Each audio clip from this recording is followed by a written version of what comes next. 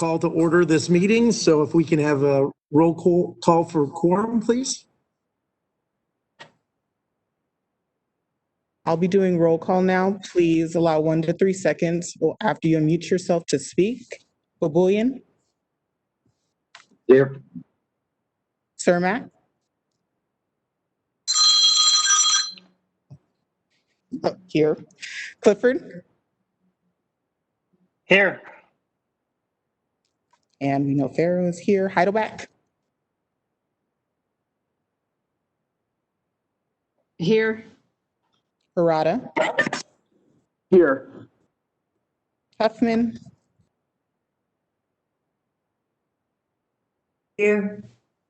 Thank you. Jacobson? Here. Thank you. Lynch? Here. Thank you. Neville?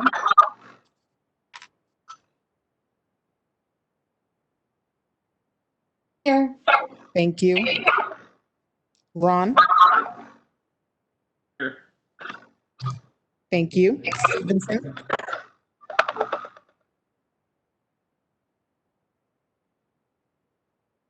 Committee Member Stevenson? There's something going on. Stevenson here. Thank you. Todd? Here. Thank you. Williams?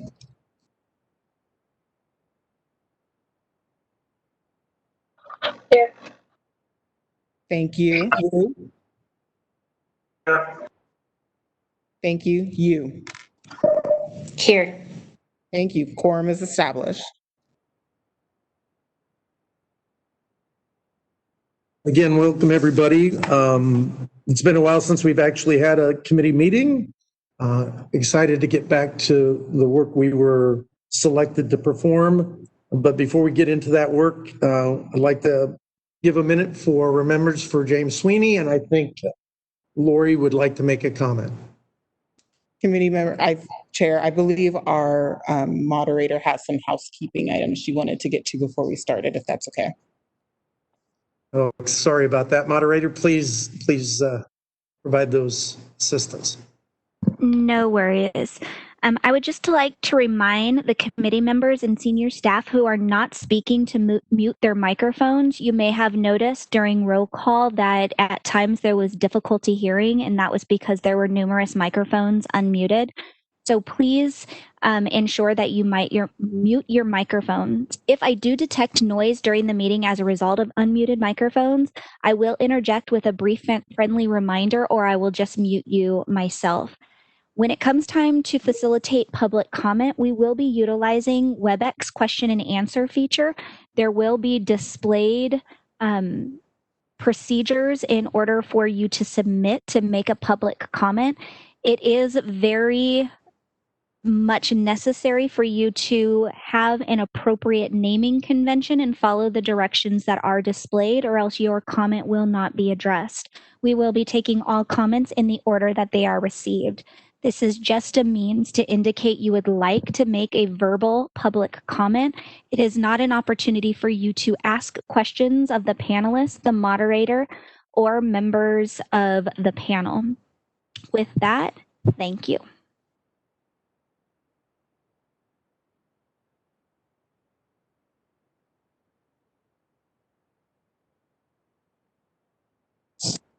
Okay, I guess we're back to the agenda. Again, I welcomed everybody. We took the quorum vote.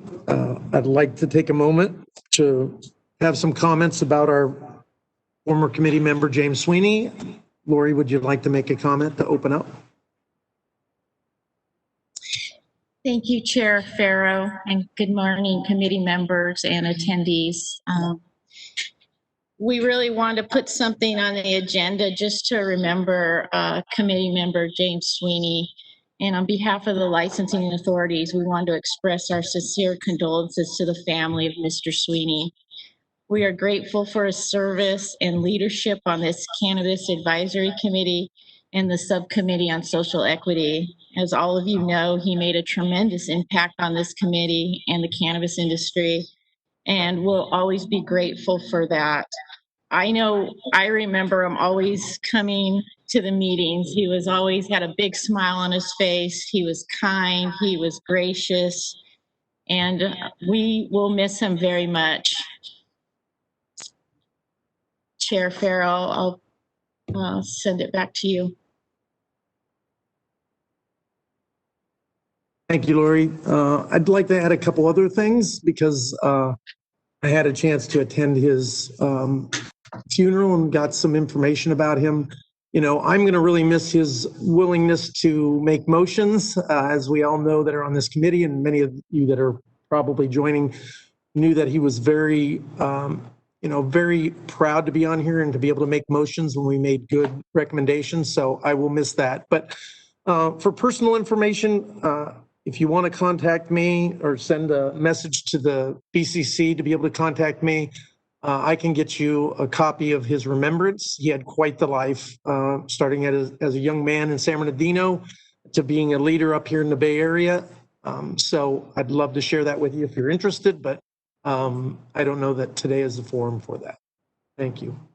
If anybody else would like to make a comment from our committee, feel free to make a comment. Yes, I would. This is Alice Huffman. James Sweeney was really committed to whatever Let me he clarify, that would be for committee comment to begin with. Of I course, thought, am I not public making comment.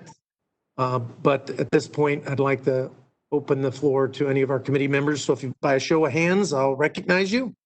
Thank you. Let's meet. Committee member you. Mr. Chair, should I wait for Ms. Huffman to finish her statement or comments? Okay, can you hear me? I was simply stating that I've known James for a long time. He and I served on a lot of different committees together.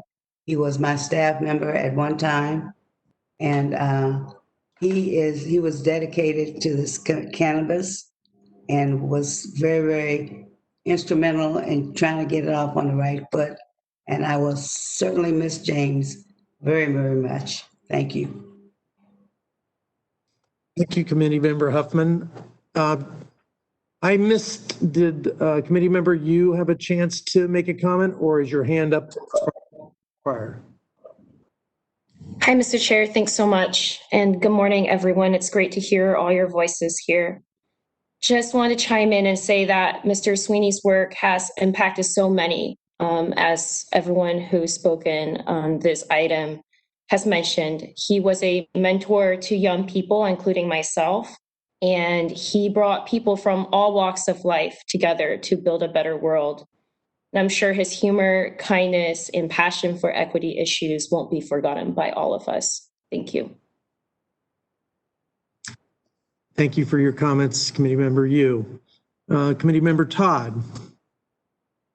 Hi, yeah, I also just similarly wanted to remember Mr. Sweeney for the social justice champion he was for his whole life. I grew up in Berkeley as a kid, just a block from Grove Street, that he worked to rename as Martin Luther King Jr. Way when he was on the Berkeley City Council. And then it was a great honor as an adult to be able to serve on this committee working on equity issues with him. And he was, not only a social justice warrior and champion, but a great person and a great spirit. And he brought humor and fun to this work in a way that was unique and was special. And I know I will certainly miss him. Thank you, committee member Todd. Committee member Stevenson, please.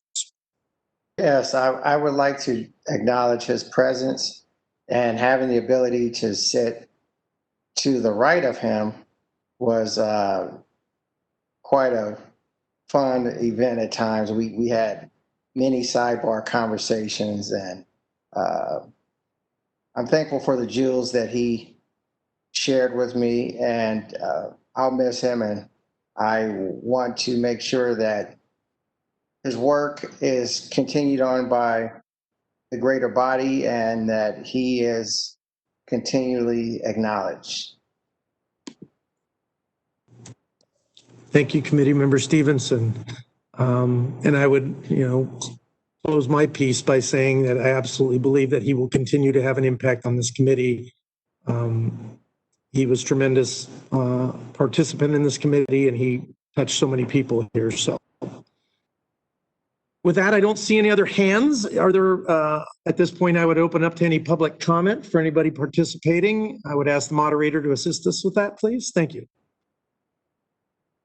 This is the moderator, and at the direction of the committee chair, I have opened the Q&A panel.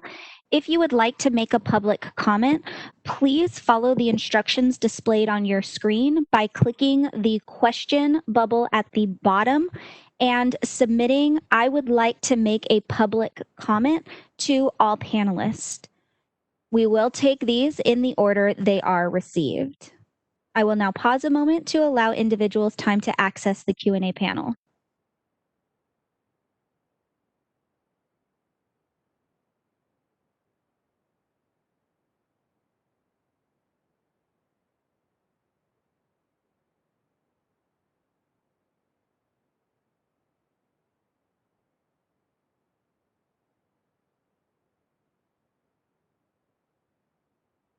It does not appear we have received any requests. Would you like me to close this feature?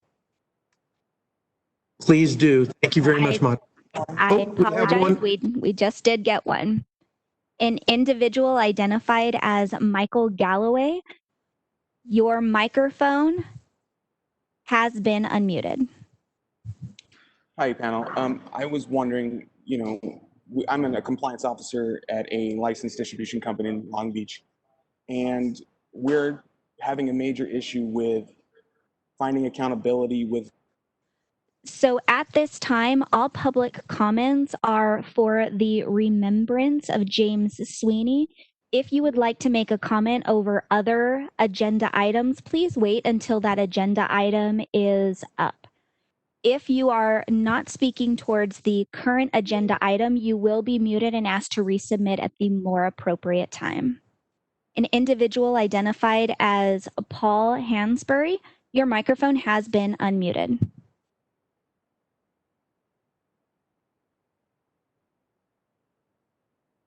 Paul?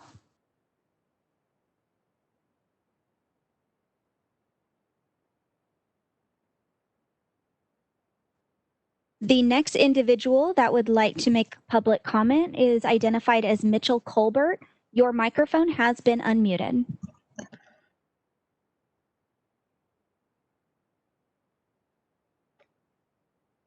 Mitchell?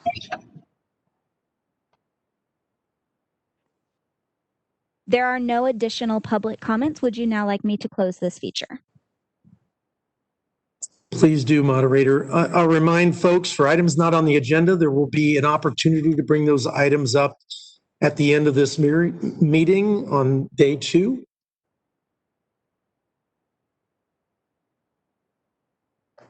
So I'm going to open up the next section of our agenda, which is item number 3, resignation of committee members. Could we please read the list of those members, please?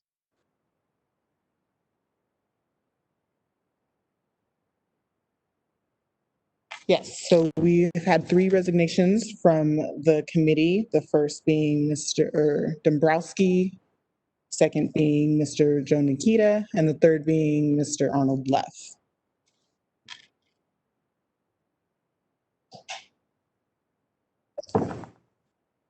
Now, I would ask whether there's a public comment or board comment or a committee comment. I don't know that there's necessarily one in order, because I believe their reasons for resigning are their personal reasons, and were taken up with the Department of Consumer Affairs. As we all know, that this is can be a burden to balance your regular work and the work of this board. So I can't make any assumptions why they may have resigned.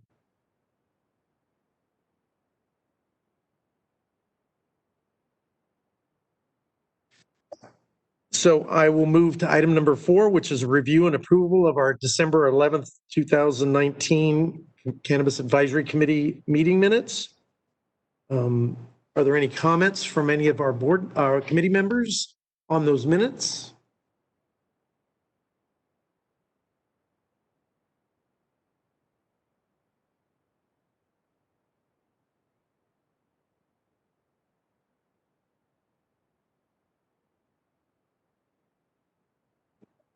Seeing no hands. Oh. Excuse me, Mr. Stevenson, would you like to make a comment on the minutes? No, I'm presently, I apologize. I'm trying to find my hand to remove it. So if my hand is raised, just ignore it as I. That's go ahead, this is the moderator. If you actually go to the very bottom of your participant screen where you checked it to raise your hand, if you just click on it again, it will lower your hand. Unfortunately, it won't show on yours that it's up, but if you simply just click on that again, it will go down.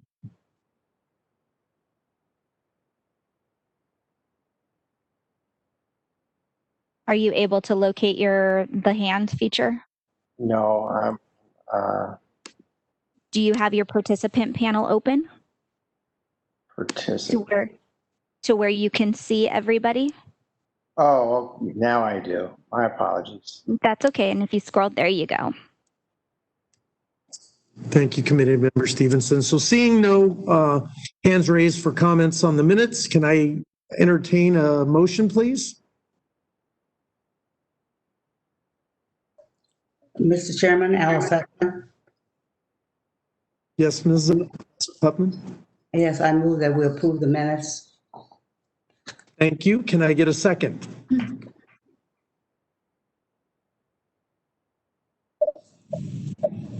Second. Which member made the second? Beverly, you. Thank you, Beverly. We have a motion and a second. Can I open up for public comment? This is the moderator, and at the direction of the committee chair, I have opened the Q&A panel. If you would like to make a public comment, please click on the icon with the question mark within the square located at the bottom center of your WebEx screen. I am sharing the instructions on the screen for your reference. In the Ask field, typically in the lower right of the WebEx screen, type, "I would like to make a public comment," and send it to all panelists. It is not necessary to identify yourself in order to make a public comment, but the name does have to be promoted. I will take comments in the order they are received.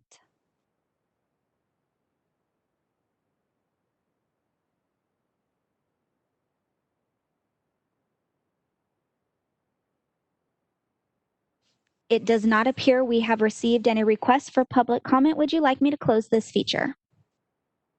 Please, moderator. And with that, I would call the roll, please.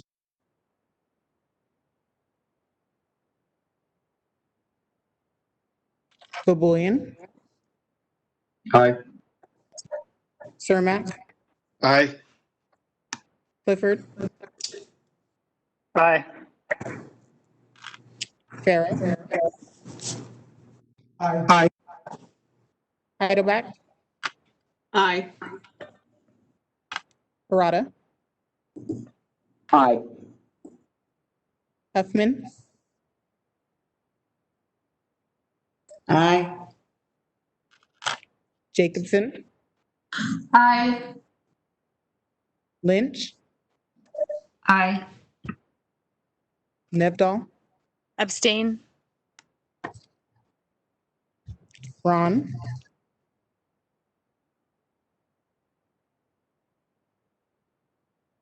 Committee Member Ron,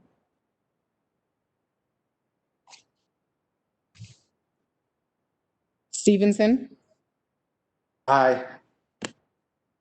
Todd, Aye. Williams, Aye. Wu, Aye. you. Aye. Motion passes. Well, it's great to start this year 2020 off with our first agenda item for a vote passing. So with that, we'll move on to the next agenda item number 5, the discussion and possible action to elect a new Cannabis Advisory Committee chair and vice chair. So I open it up to committee members for motions or recommendations or nominations.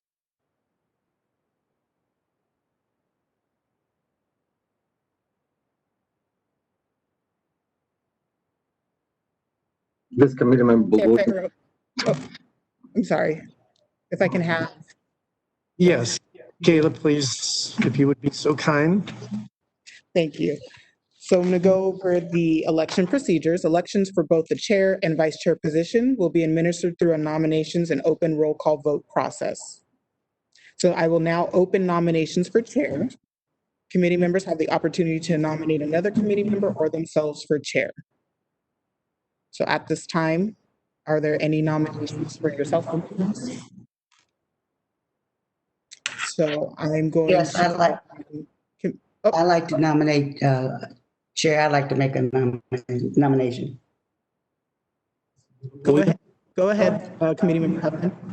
Yes, I'd like to, I nominate Jeff Foray. Excuse me, Jeff, how you say your last name? Farrell. Pharaoh, like the Egyptian, but spelled differently. Okay, thank you. All right, well, Chair Farrow, do you accept that nomination? I do. Thank you for the nomination. Okay, I saw that Committee Member Bouboulian had his hand raised. Committee Member Bouboulian, did you have a nomination? yes, I was going to nominate Jeff and Vice Chair Todd to continue. They did a really great job the last year, and we're finally hitting our stride. So, yeah, my nomination will be for Mr. Farrow and Vice Chair Ms. Todd. Thank you. So we are just doing chair right now. We will do vice chair, but thank you. I see committee member, Vice Chair Todd has her hand raised. Vice Chair Todd, would you like to make a nomination?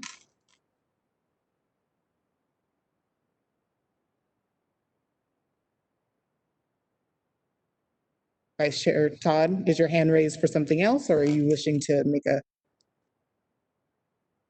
You are muted. Oh, if you're sorry, I speaking. was muted. I was going to wait for the vice chair. I was going to say I'm ready to retire and give someone else a chance at vice chair, but I'll wait for that discussion. So. Okay, yes, we will get to the vice chair elections in just a moment. So let's just get through. People can think about it if they want to take it up. Thank you. So are there any other nominations? Okay, so Chair Farrow, you accepted your nomination. You will have 1 minute to, go over why you would like to be reelected. Go ahead. Well, I would like to thank again the 2 nominations that were made.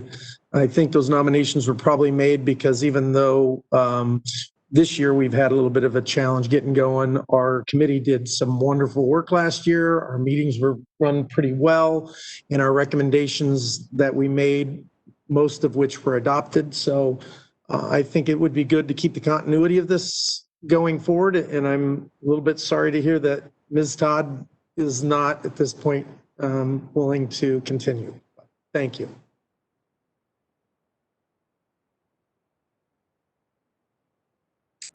Thank you, Chair. So at this time, we will allow public comment on the nomination or the reelection of Chair Farrow as his position.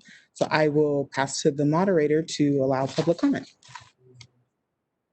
At the direction of the program, I have opened the Q&A feature for public comment. Keep in mind, this is in regards to nomination for the chair of the advisory committee. If you would like to make a public comment, please indicate so by submitting "I would like to make a public comment" and sending to all panelists. At this time, the only comments that we will be addressing are through this feature. We will not be addressing hands raised, and you will not be called upon. So please, if you do have your hand raised, please lower it and submit a request to make public comment. We do have an individual identified as Brandon Bolton. Your microphone is unmuted. Hello, panel. Thank you all for your time. I just wanted to really just say that I support Jeff Farrell and him being reelected for chair. He has definitely been. I'm from a social equity organization called the United Core Alliance here, based out of Sacramento. And one of the things that we're trying to do is build coalition. And I've reached out to Jeff Farrell, and he's definitely had his door open, including Kristen Heidelbeck up there. Shout out to her. That's my homegirl. And I just wanted to just share support for that. So thank you.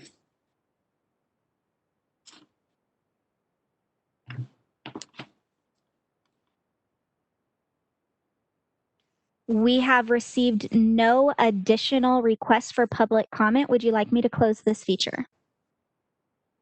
Please do, and thank you for the comments. Thank you, moderator. So at this time, we will go to roll call vote. Generally, if there was more than one nominee, we would have, as I go down, you say the name. But since we only have one, so when I call on you, just go ahead and say the name. And as of right now, we have one nominee, which is Jeff Farrell. And just make sure you say the last name as I go. So we'll start with Bobulian. Jeff Farrell. Cermak. Jeff Farrell. Clifford. Jeff Farrell. Farrell. Abstain. Heidelback. Farrow. Parada. Jeff Farrell. Huffman. Farrell. Jacobson. Farrow. Lynch. Farrow. Nevdal. Farrow. Ron. All right. Stevenson. Farrell. Todd. Farrow. Williams. Farrow. Wu. Farrell. And you. Farrow. Thank you, committee. Congratulations, Chair Farrow. You have been reelected. Thank you very much. Well, I'd like to say I haven't heard my name said that many times since I was in elementary school and I was in trouble all the time. But it's great to have your confidence, and I look forward to doing what I can to make sure that the business of this committee moves forward. With that, I'm going to ask to move the discussion and possible action on the selection of an annual report writing subject. Well, you have to choose your vice chair, Chair. I'm sorry. That's right. I'm sorry. So can we have Kayla open up the vice chair nominations? Thank you, Chair. So we will now continue on to the vice chair election. Do I have any nominations from any members? So I see Vice Chair Todd has her hand raised. Go ahead, Vice Chair. I don't have a nomination, but I just wanted to quickly say, since I shoved it in that obviously my being ready to step down is no reflection on the committee or working with Jeff as the chair. That has all been great. I just have been, if folks recall, I've been the vice chair since the very beginning. And, one of the pieces that obviously that's important as the chair and the vice chair is the creation of the agenda, which sometimes is challenging, but is obviously one of the most important features of setting the agenda. And I feel like I've been the vice chair for a long time, and it would be good to have, new engagement and new involvement from somebody else on the committee, and the infusion of those ideas. So I'd like, I'm not going to nominate someone myself because I don't want to put someone on the spot for doing it, but I just want to say that it's a good role for, I think, being able to put things forward. And Jeff is very collaborative in working with the vice chair and doing that. So it's no reflection on the job. It's a great job. It's just, time for somebody new. Thank you, Vice Chair Todd. I saw Committee Member Bobulian had his hand raised. Committee Member Bobulian, did you have a nomination? Yes, I was going to nominate Ms. Heidelbach. Thank you, Committee Member Bobulian. Committee Member Heidelback, do you accept this nomination? Thanks for putting me on the spot there, Avis. I do accept. Thank you. Perfect. Thank you. Are there any other nominations, members? This is the moderator. We received a message from Catherine Jacobson. She's unable to locate her hand raised, but it appears she may want to speak. Okay. Thank you. Go ahead, Member Jacobson. I actually was going to nominate Heidelbach too, so that's great. But I don't have anything to say. I just need to know how to raise my hand, and so when I need to raise my hand, I know how, and I don't interrupt. Thank you. So this is the moderator. If you scroll down to the bottom of your screen, there is a blue button with an outline of a person in 3 lines. If you click on that, that will open up your participant panel. If you scroll all the way down to the bottom, you'll see a little box with the outline of a hand in it. By clicking on that, that will raise your hand, and then clicking on it again will lower your hand. Got it. Thank you. You're very welcome.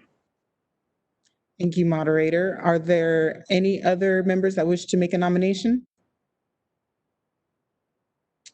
All right. Seeing none, Committee Member Heidelbach, you have 1 minute to speak. Go ahead. First of all, I just want to express my gratitude to my fellow committee members for their faith in me. Tamara has done a great job. Jeff has as well, and also committee member Ron when he served the first year. So I'm looking forward to the opportunity, and I think Tamara has a good point, just being able to possibly bring some new issues to the agenda. I'm looking forward to that, and I gratefully accept the nomination. Thank you, Committee Member Heidelbach. I heard Committee Member Cermak. I heard your ring. Did you want to make a comment? Unmuted. Dr. Cermak, I have unmuted you. Oh, no, I didn't know I had a hand raised or anything, so thank you. Okay. No comment. Okay. All right, then at this time, if there's no other comments from committee members, I will open up to public comment on the election of Committee Member Heidelbach as Vice Chair. So I'll turn it over to the moderator. So this is the moderator. I am opening the Q&A feature. If you would like to make a comment in regards to the vice chair of this committee, please select the option to make your public comment and submit "I would like to make a public comment" and send to all panelists. I will pause a moment to allow you time to access this feature.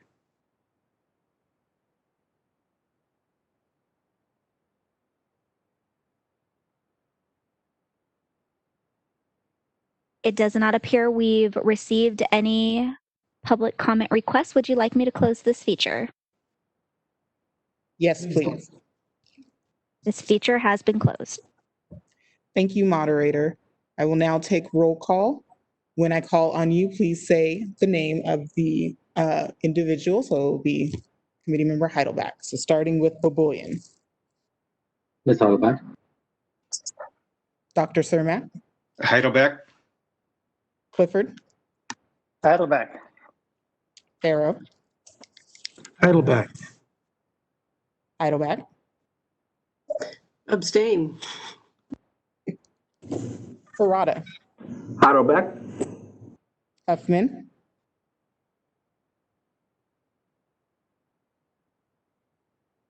Committee Member Huffman, you are muted.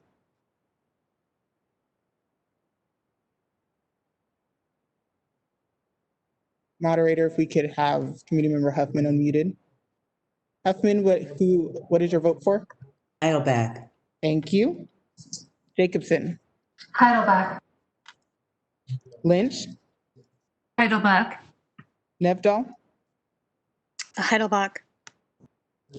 Stevenson. Right on for Heidelbach. Todd.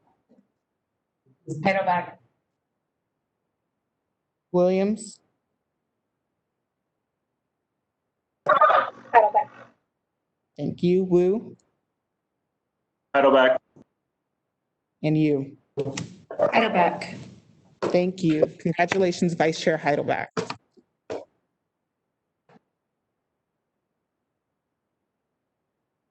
Thank you. Very good. Well, congratulations, Ms. Heidelback. I look forward to working with you on this year's challenging work. As you can tell, this format is a little bit more challenging to move stuff, but we seem to be doing well. So I'm going to move then on to the agenda item I was in such a rush to move to, which would be discussion and possible action on selecting an annual report writing subcommittee. Do I have any individuals who would like to either volunteer or make a motion or nomination for somebody on the committee?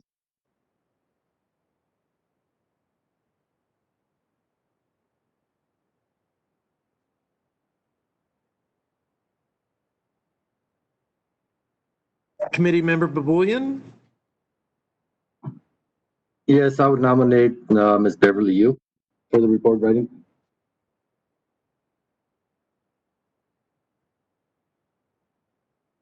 Ms. Yu, do you accept that nomination?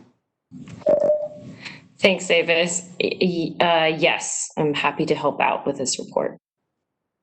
Thank you. And it's not really a nomination. I just want to make sure that, if your name's put up, that you're comfortable with the recommendation. If for some reason somebody recommends you and you feel like it's more than you are able to do based upon other responsibilities or just something you're not interested in, don't feel Not that able you to hear, not able to hear. Excuse me? That was our court reporter. She's struggling hearing. You, Chair Farrell? I'm sorry. You are coming across a lot clearer now. Okay. I said that, if somebody recommends you and it is something that either you're not interested in, it won't hurt anyone's feelings if you reject the nomination or recommendation. And if you accept, we're thankful for that. Thank you. So is there any other recommendations? I believe we would like a committee of 2 that allows us to conduct work without the challenges of the putting together a meeting like this and meeting a quorum. So, Ms. Heidelbach.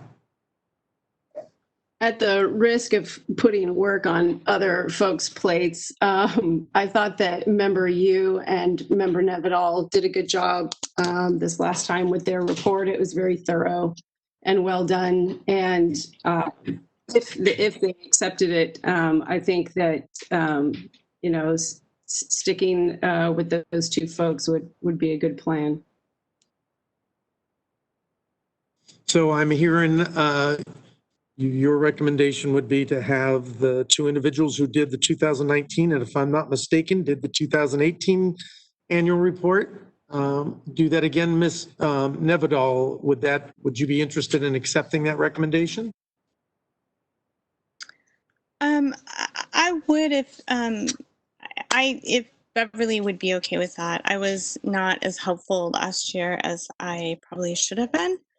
And if there's other committee members who would like to participate in it, I think it's a great opportunity to kind of work to summarize the work that's been conducted over the course of the year. But I do have time this fall to work on the report.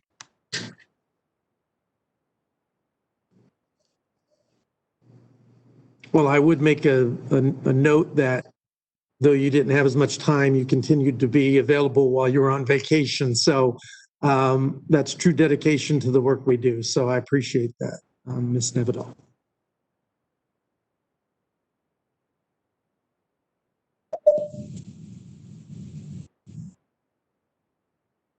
Mr. Chair?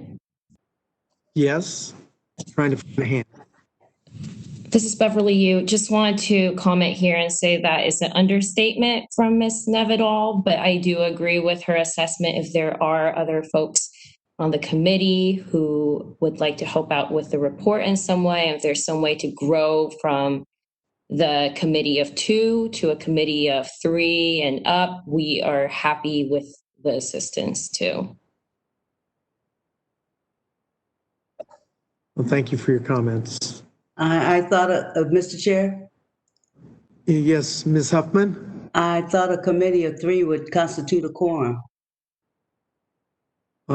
The challenge with having a committee of 3, it would make all work being done by that committee, because this is actually a committee that would be able to do work if we have it as a unit of 2 without having to do the public notices, so they can do all of the groundwork. And then when they have a finished package, they can bring that package to the full committee, and we could then open it up to public comment. If we go beyond 2, every time that they meet to discuss an issue related to that annual report, we would have to notice it, and we would end up having to have public comment on each one of those pieces. So I think for the ability to move the work, and I know that the work that has been done by Ms. Yu and Ms. Nevedal have been tremendous, it would be even more burdensome if we went beyond 2. So it would be my recommendation to stay at 2, but I appreciate your comment.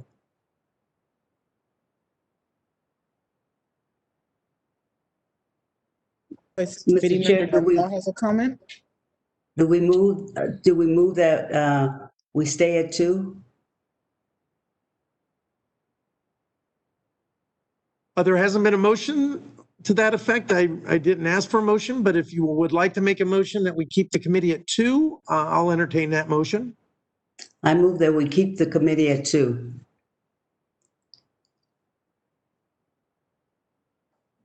Do I have a second on that motion? I second Catherine Jacobson. Thank you, Ms. Jacobson. With that, I'm going to move to public comment.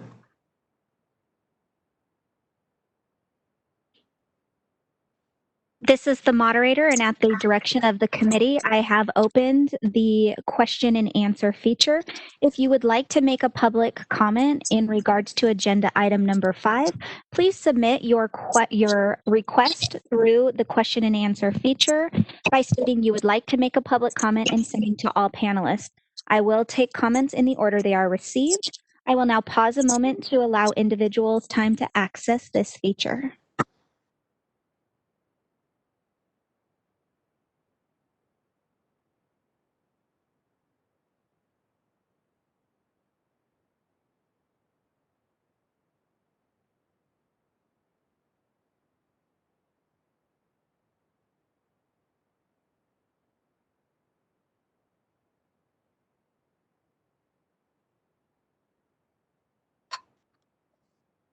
Do we have any public comments, moderator?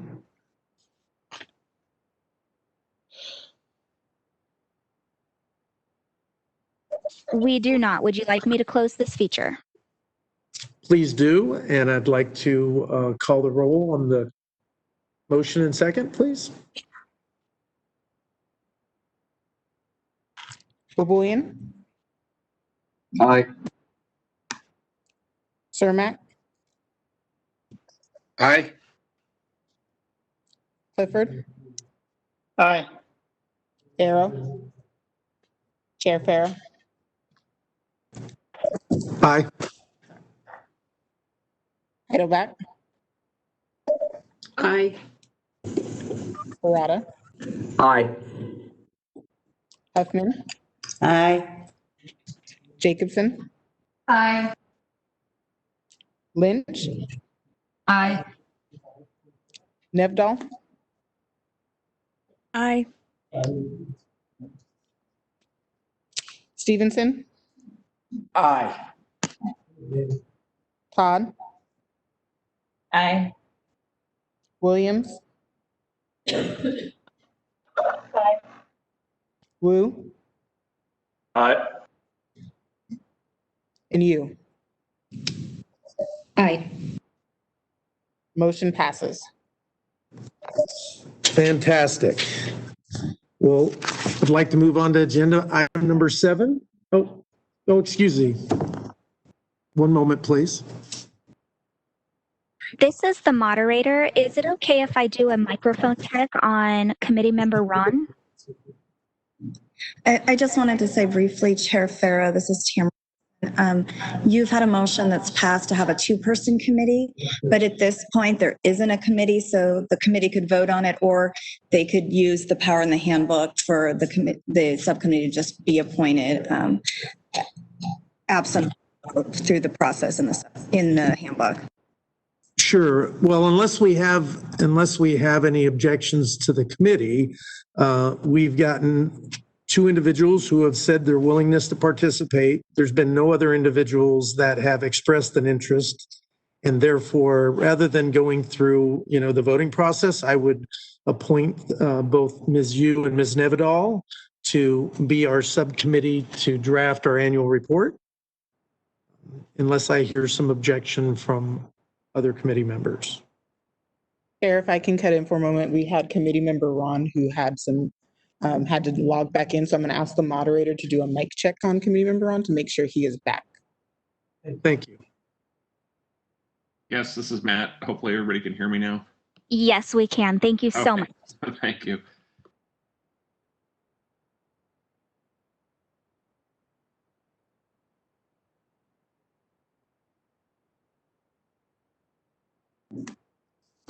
I do believe, though, the vice chair of our newly appointed vice chair is the person responsible for actually appointing the committee. So I would ask if Ms. Heidelbach has an interest in either moving it through appointing or whether she would prefer that we do a roll call.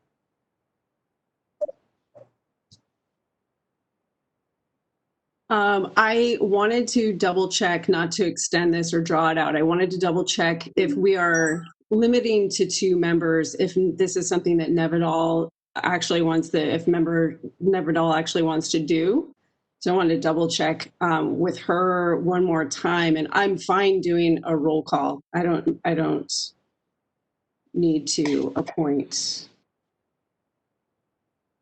Just in response to Kristen, this is member Nevedal, and I would be honored to assist Ms. Yu in writing the annual report.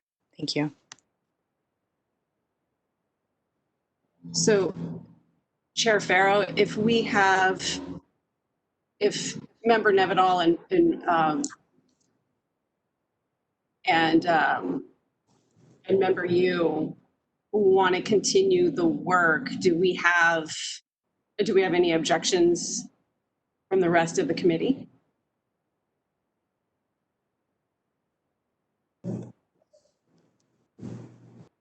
With the show of hands. Sorry about that. If we have any hands showing, I don't see any hands showing.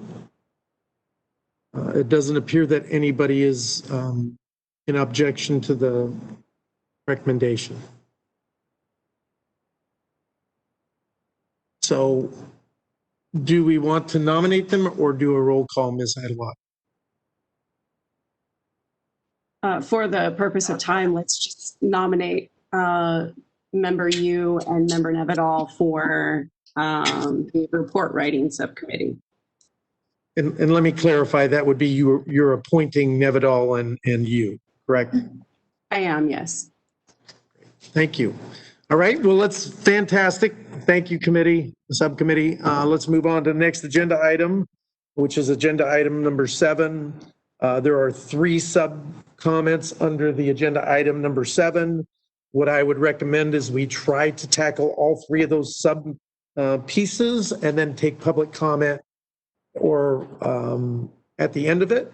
The other thing that I think is really important that we know is that we are getting significant, not only the opportunity for people to comment on each one of these agenda items.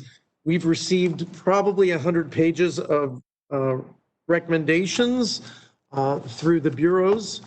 And so I don't know, we may be in a position where we feel really passionate about making a recommendation today that we could take action on. My goal would be to get through this, have us have some discussion, have public comment, and then when we reconvene in September, we will have had a chance to review in total the public comments before we make a formal recommendation and then vote on that recommendation. So that's how I would prefer we go forward, unless I hear some objections from our committee members.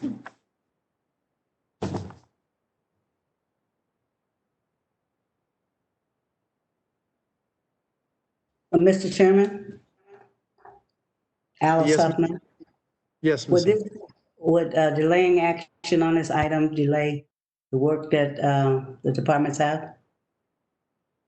No, I don't believe so. I don't think we're going to be prepared to do a complete package. As you, if you've looked at our agenda, it appears like we're only trying to tackle a portion of the licensing components.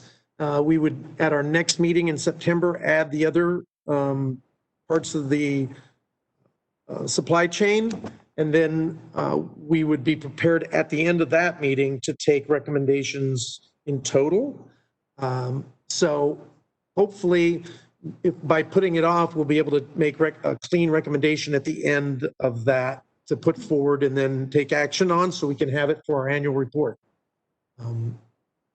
But I think if we try to take action today with so much, I don't know if everybody's had a chance to review the public comments that have come in, and maybe we do, we may not have the opportunity to make the best recommendation possible by our committee. Remember, the one thing I think we also need to remember is that this is just the first step as we consolidate these regs. There will be the formal process. Once we've made our recommendation and those recommendations are considered in the development of the draft regs, every individual will have an opportunity to submit formal written recommendations on the draft regs. And so even if we aren't perfect on this, there will be an opportunity for not just us, but other individuals to make formal recommendations after the draft regs come out.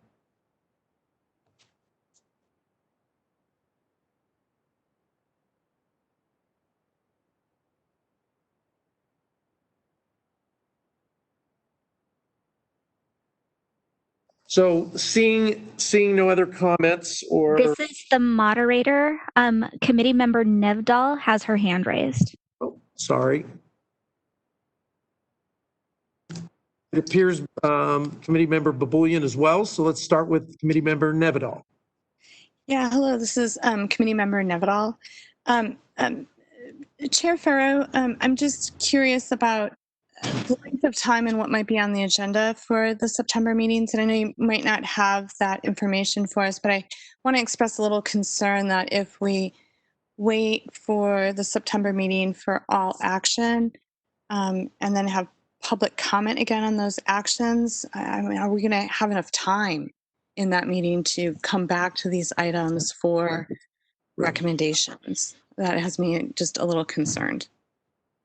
Sure. So, and me as well. And I did check before the beginning of this meeting whether we would have the opportunity to get a recommendation to have another meeting or two prior to the year's end, and early enough that whoever was going to be our subcommittee on drafting the annual report, so they could have ample time to craft that. So here's what I would say. If it appears we go through an agenda item and we are pretty comfortable with the recommendations that we get out of the committee, and it looks like we can make a solid recommendation that we'd be comfortable with, feel free to make a recommendation and we can put it up for a vote.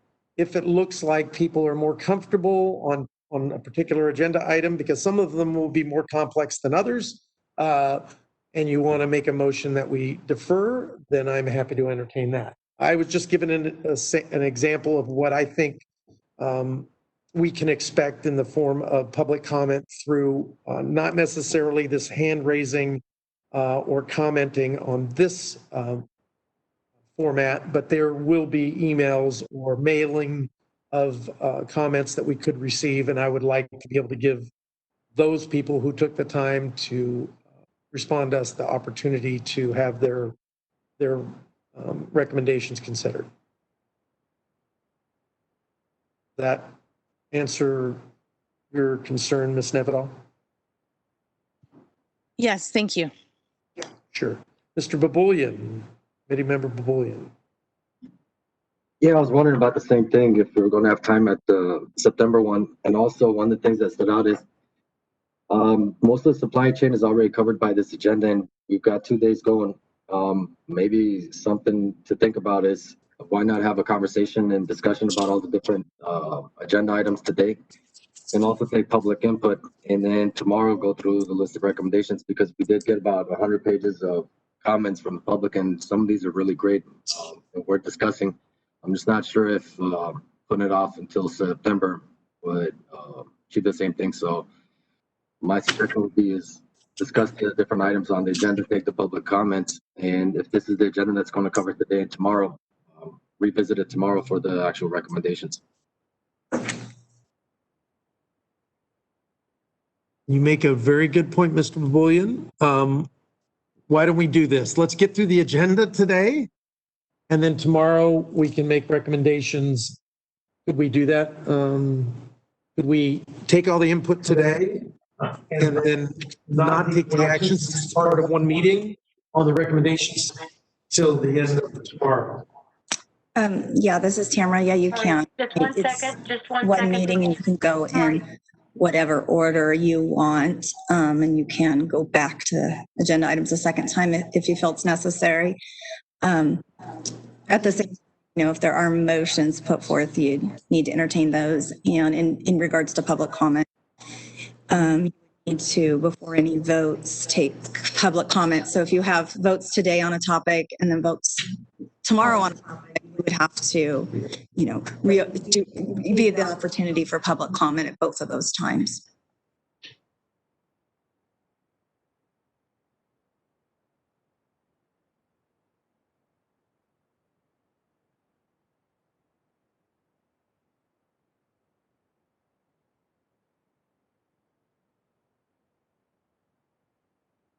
Excuse me, I had my mic turned off.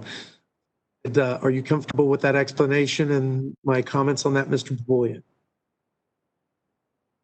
Yes, sir. Good. All right, so let's jump into item number 7.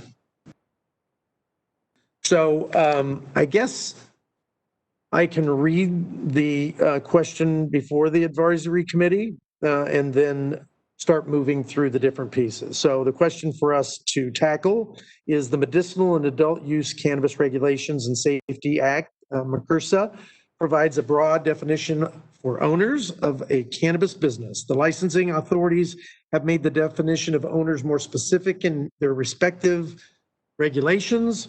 While the regulations are similar, there are differences. What should the state consider when reconciling the regulations into a cohesive definition of owner? The current law, Business and Professional Codes, BPC, Section 26001, Subdivision AL, defines owner as any of the following.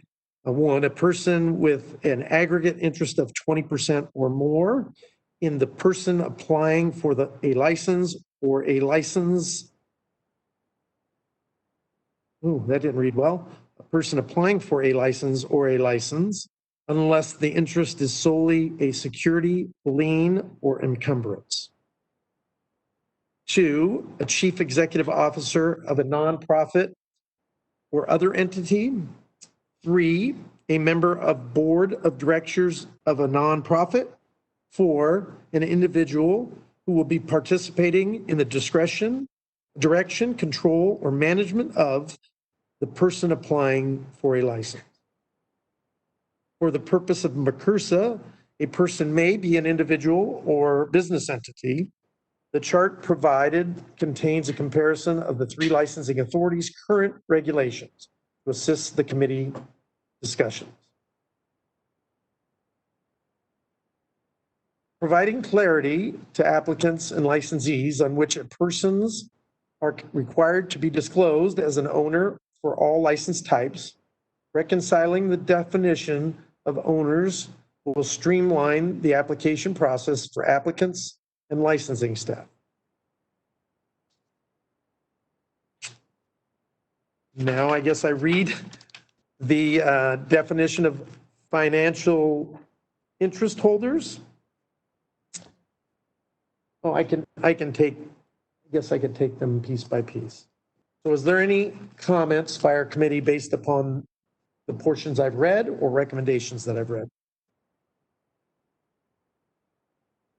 Not recommendations, but overview that I've read. Ms. Yu? Thanks, Mr. Chair. In looking through the definition of owner, which is located on the chart you had up a moment ago, wanted to point out that there is a piece on the trustee and all persons who have control of the trust and or the commercial cannabis business that is held in trust. And I would suggest that we remove the trust piece here and the definition on under 16 CCR section 5003. It's in the first box. It's the first bullet point. Because my understanding is for a trust, you have a trustee and a beneficiary. And the trustee holds the property and the trust for the benefit of the beneficiary. The trustee has control over the asset and they are not benefiting from it. And the beneficiary, they don't have any control over it, but they benefit. So I believe the beneficiary would already qualify as a financial interest under the definition of financial interest, which is any other equity interest in a commercial cannabis business. So my suggestion here is, can we take a look at this trust piece and see if, as part of the committee, if we still want to keep this piece in, if there's a possibility that the beneficiary is already covered under financial interest, and we might want to have our attorney here take a look for us to give an assessment as well. Ms. Tamara, could you make a comment on? Sorry, I needed to unmute there. So typically you are right. There is usually a trustee and a beneficiary. Trust can be drafted in different ways though. So I think you need to think about accounting for the fact that there may be some different setups in terms of the trust account and the trust agreement, how it was set up. Some trusts, although you're a beneficiary of the trust, you may or may not at that point in time have any control over the trust. So they're not necessarily always included in the definitions of financial interest. And so I think the thinking behind that was to make it very clear that those who had some sort of interest in the trust were in fact considered to be their owners or financial interest holders in the license. Additionally, one thing to keep in mind is the trustee, they may not have a personal interest in the trust, meaning they may not be getting the benefit of the money from the trust. However, they often control the trust, so they're the decision makers. And so those are the people that would be making the decisions on behalf of that interest, which does give them a certain amount of power and control in the license as an owner. So those are just some things you might want to consider from a legal perspective as you're thinking about this.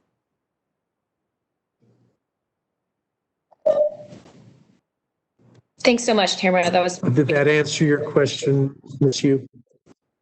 Yes, it was very helpful information. Thank you. Do we have any other comments? I see Ben, committee member Wu.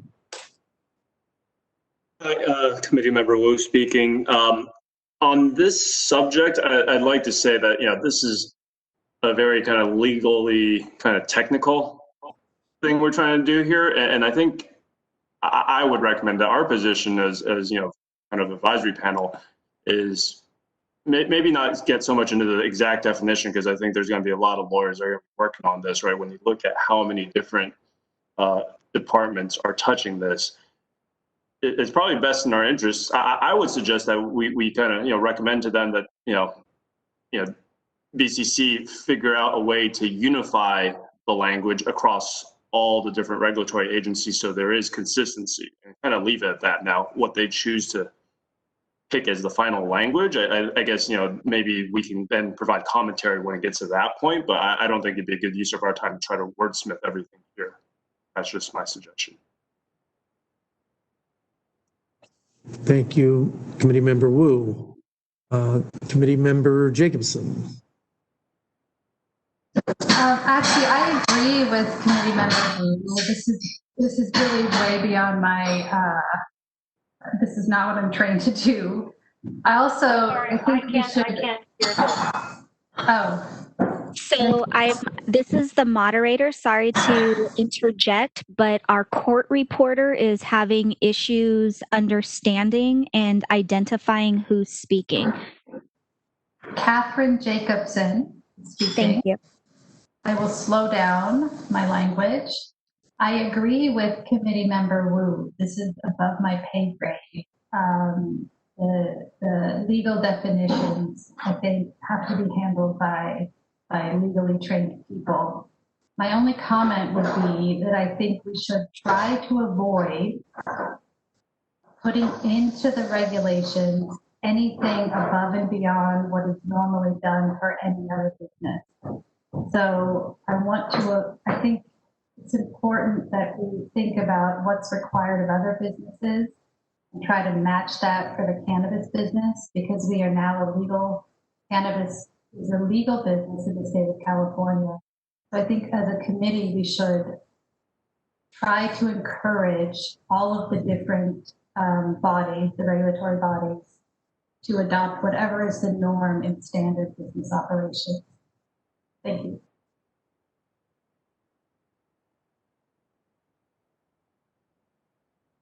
Thank you, Committee Member Jacobson. I did see that Committee Member Yu had her hand up. Was that from before, or did you have further comments? No, I just had the hand function up. Apologize for that. That's fine. No reason to apologize. So we've got we've gotten Chair Farrow? This yes. is the moderator. You do have Committee Member Nevdal that has her hand raised. Oh, I'm sorry, Committee Member Nevedal. Hello, thank you. This is Committee Member Nevedal. Within the regulations and in relationship specifically to the term owner, it appears to be used somewhat interchangeably between the licensing authorities and then sometimes interchangeably with the terms owner, direct owner, and potentially contractor. So I would hope as consolidation moves forward, we see common definitions and very clearly printed definitions to differentiate these kind of different categories of how staff and or owners interact within the business. I just think it creates a bit of confusion. We very much appreciate those comments. I don't see anybody else, although there could be other, because I have a screen that doesn't let me see everybody at once. Give me 1 second. Is there anybody else, moderator, that we have with a hand up? We do have Mr. Bobollion. Committee Member Babulian. Yes, I was going to echo that. One of the things that's a general theme across all the comments that we've been receiving is just being able to create a consistency across all the different terms and naming conventions. So I think we should really take that into consideration as far as the definitions of all the different terms. Just keep them consistent across the board.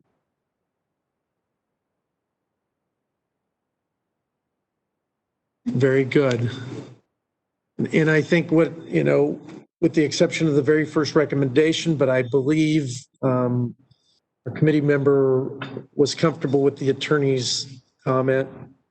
I do believe that the best point forward for us would be to make a recommendation of alignment, when they bring them together and have the attorneys for the various licensing agencies come up with a recommendation that is consistently hits all of the same points, so we don't confuse whoever may be wanting to use the information.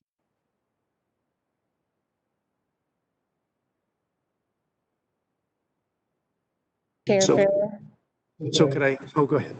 I just wanted to just stop where we were getting conversations and questions about the public comment feature. People are in the chat asking to make public comments. So I just want the moderator to just go over one more time the public comment option and then how people who have called in can make public comments. So can I just turn it over to her for a moment? Yes, please. Thank you. Go ahead, moderator. So if you would like to make a public comment, please wait until instructed to do so by myself. I will turn on the Q&A panel, which will appear at the lower portion of your screen. You will want to submit that you would like to make a public comment. It's very important to understand that you are using the Q&A feature to submit your request to make public comments and not the chat. If you did call in and are connected to a computer, you still have the ability to ask to make a public comment and have me unmute your telephone. If you are solely connected by a phone that does not have that option, you are going to be able to submit a chat to myself, the moderator, and I will ensure that you are placed in the queue and unmuted. But the primary function to submit requests for public comment is utilizing the Q&A panel.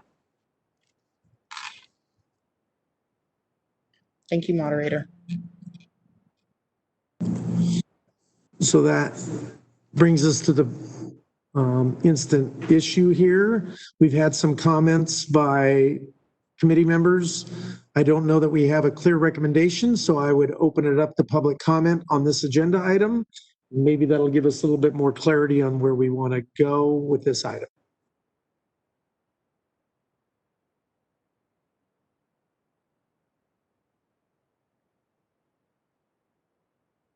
Moderator, you can go ahead with public comment. Wonderful. This is the moderator, and I have opened the Q&A feature. If you would like to make a public comment, please click on the icon with a question mark within the square located at the bottom center of your WebEx screen. Instructions are being shared for your reference. In the Ask field, typically in the lower right of the WebEx screen, type "I would like to make a public comment" and send to all panelists. Any other communication will not be responded to.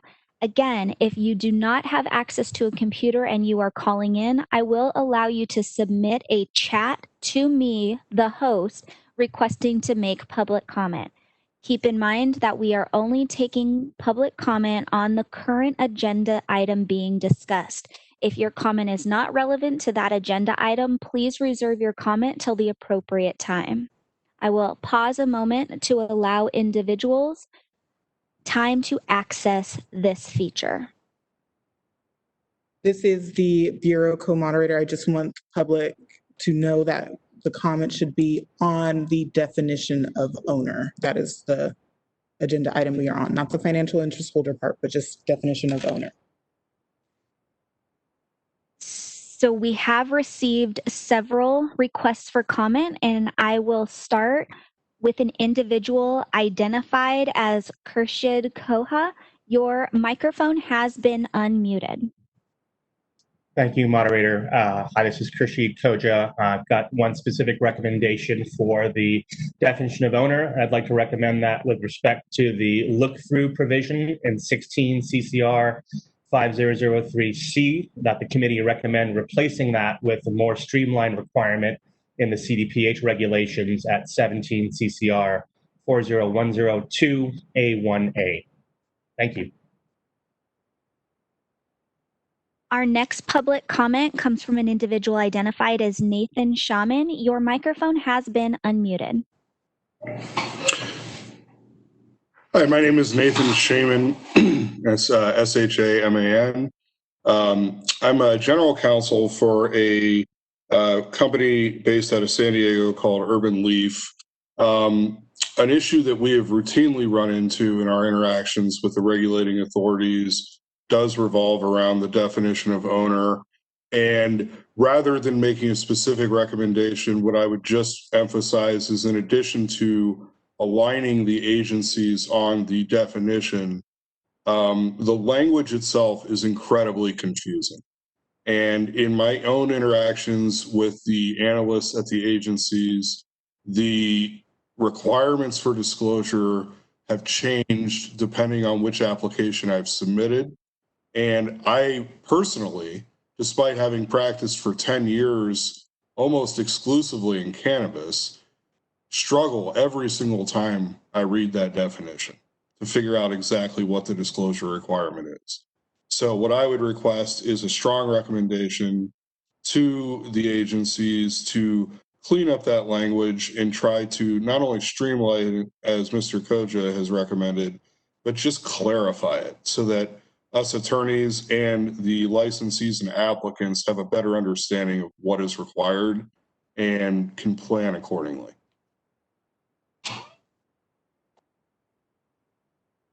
Our next public comment comes from Mitchell Colbert. You will be given 90 seconds with a 30-second warning. Your microphone has been unmuted. Thank you so much for your time today and for taking my comment. I just want to say, when it comes to alignment and consolidation of the three agencies, it is critical that we look at the definition of owner, but not just that definition. There's a lot of other definitions that need to all be brought on the same page, as it were. And not just the definitions, there's other inconsistencies that really need to be examined, specifically when it comes to waste management. That's my personal issue. There's some big discrepancies between the BCC and CDPH regulations that may make it very difficult to recycle cannabis waste at the moment. So when it comes to definitions and alignment and consolidation, don't just look at the definition of owner. A lot of other areas, these regulations need to be brought on the same page so that operators can get some clarity about what is allowed. Thank you. Our next public comment comes from James Webster. Your microphone has been unmuted. Thank you, moderator. My name is James Webster. My comment has to do with the style of the definition. I was hoping that it would provide clarity to include a diagram, perhaps that is similar to an executive chart about the positions in an organization, in order to unify the definition and make it clear for everyone involved. Thank you very much.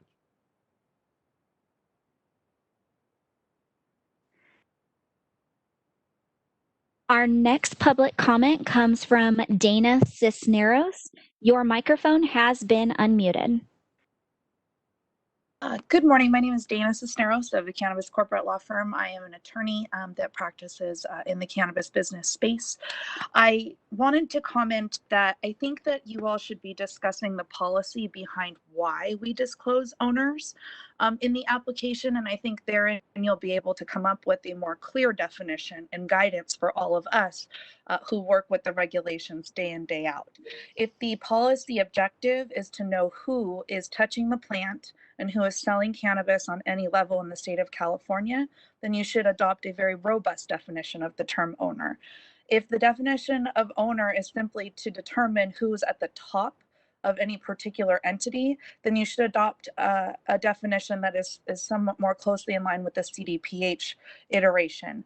I do think that the statement of reasons is of some assistance to us, and I would suggest that you all take a look at those as well in your discussion.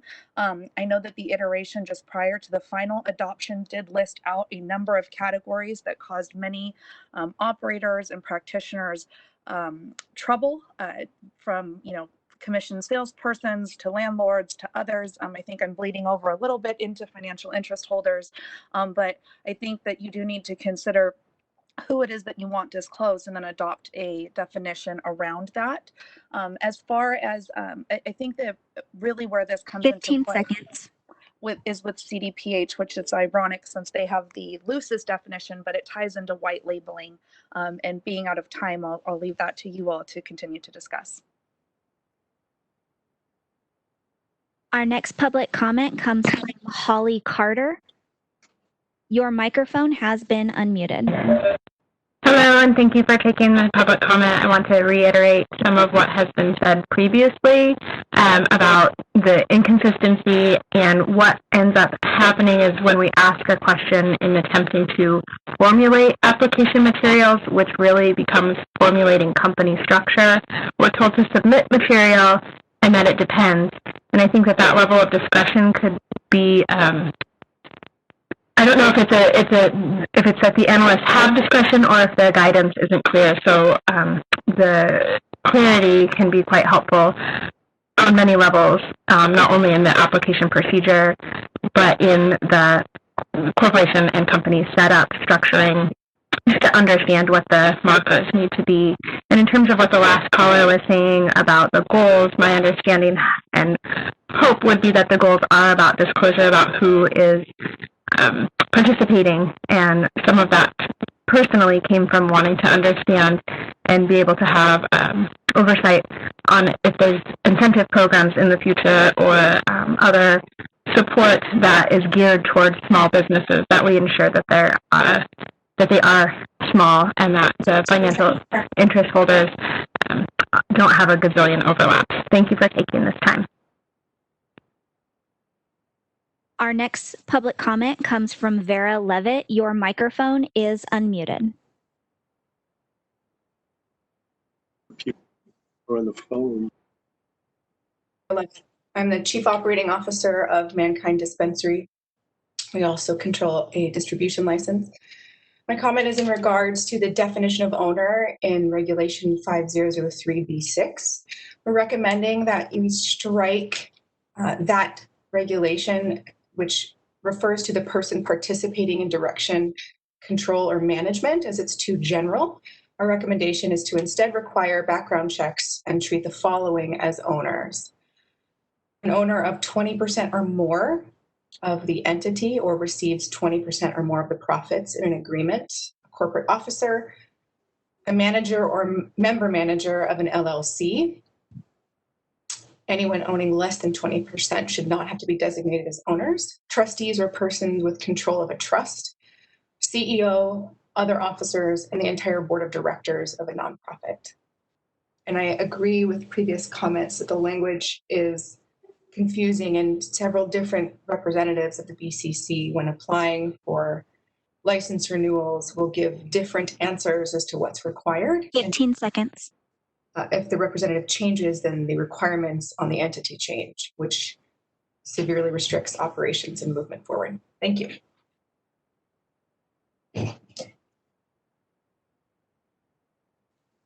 Our next public comment comes from a Michael Essery. Your microphone is unmuted. Good morning, panel or committee, I'm sorry, and moderator. Michael Lessery, I'm a court-appointed receiver in San Diego and have a current cannabis assignment. And I found that during the process of taking control of the assets, the cannabis assets, there was really no language or details or instructions on how a court-appointed fiduciary could effectuate that. However, I will say that the state worked with us closely, and we were able to get control of the licenses, but I would think maybe a little more detail, especially in these current economic times, for court-appointed fiduciaries to be able to step in and take control. Thank you.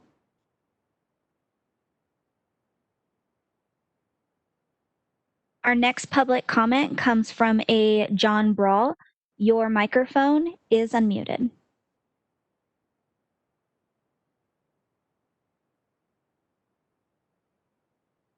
John, you are unmuted.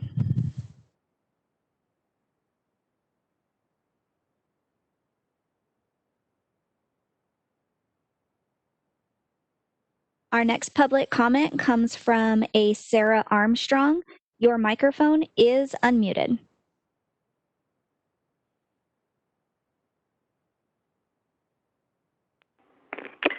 Good morning. Can you hear me? We can, thank you. I am Sarah Armstrong. I am calling in on my own behalf.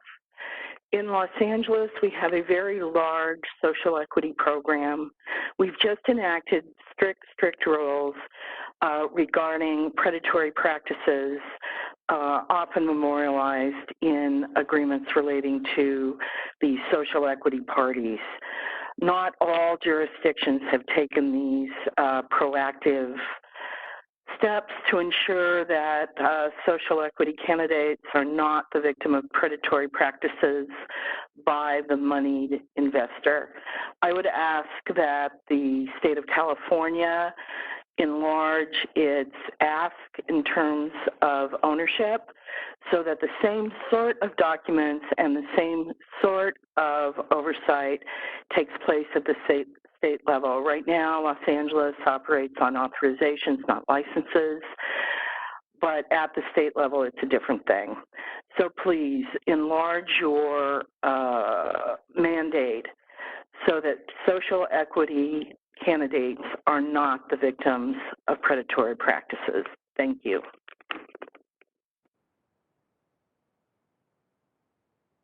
Our next public comment comes from Jane Castro. Please keep in mind you will be given 90 seconds with a 15-second warning, and ensure that we are discussing agenda item 7A. Jane, your microphone is unmuted.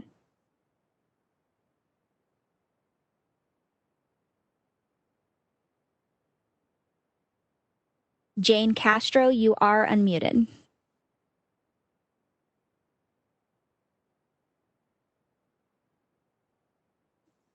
Our next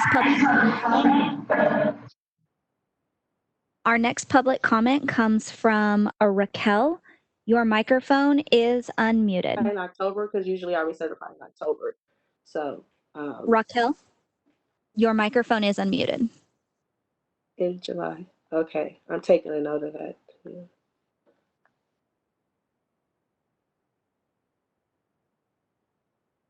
Our next public comment comes from a Troy Huseman. Your microphone is unmuted. Hi, yeah, this is Troy Hausman. I work for a cannabis company in Southern California, and my question and comment or recommendation relates to Section 5003B6 and the language stating an individual who will be participating in the direction, control, or management of the person applying for a license. I would just recommend, if possible, there's more clarity regarding what direction, control, or management means, because there are sub-items that appear as a non-exclusive list under the reg, Section 5003B6, sub-items A through C. And if that is not an exhaustive list, it seems that direction, control, or management are not sufficiently defined. Thank you. Next public comment is from a Katie Maple. Your microphone has been unmuted. Hi there. My name is Katie Maple, and I'm the Vice President of Government Affairs and Compliance with Perfect Union. We're a vertically integrated company all across California. I just want to generally agree with a lot of the speakers who speaking on cleaning up the definitions and the disclosure requirements. They can be quite confusing, and we've definitely gotten different answers ourselves about what we should and shouldn't be doing. But I also wanted to speak just more generally that I think that as we look at these regulations, we need to be thinking toward the future. What does the future look like in the next few years for cannabis at the federal level and at the state level? And on that note, if there are publicly held companies at the federal level in the US, what does that look like? And what about acquisitions and multi-state operators? And so I just think we need to relook at these regulations as a whole, or what these companies could look like in the next few years, and clean up some of the confusing and difficult requirements to ensure compliance. Thank you. Our next public comment comes from a Charles Pappas. Your microphone is unmuted.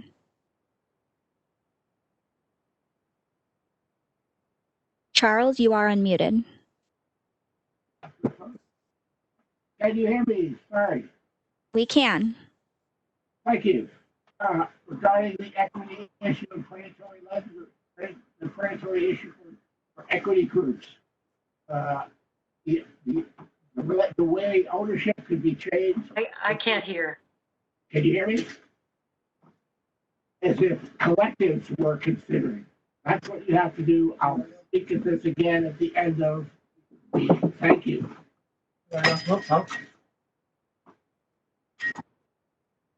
Our next way too much background noise. I did not hear that last one.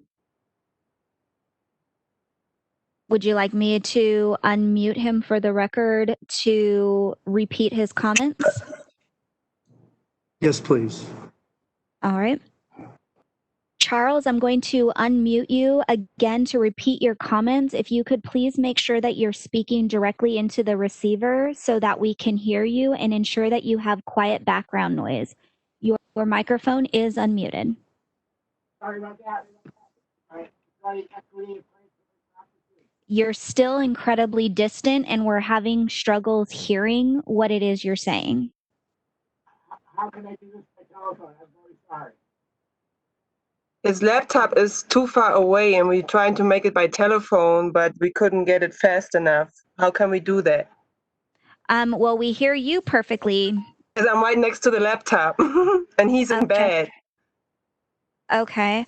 There is a call-in number that you can utilize. If you go to the top of the screen and click on communicate, the audio connection, you can find the instructions there. And resubmit to make a comment once we have him connected, and we'll just continue on with the public comments while you get that situated. Okay, so I click on audio connection, is that correct? Communicate, audio connection, and then the call-in feature down at the bottom. Yes. Thank you very much. You're welcome. Our next public comment comes from Wade Laughter. Your microphone is unmuted. Yes, thank you. Wade Laughter with House of Harlequin.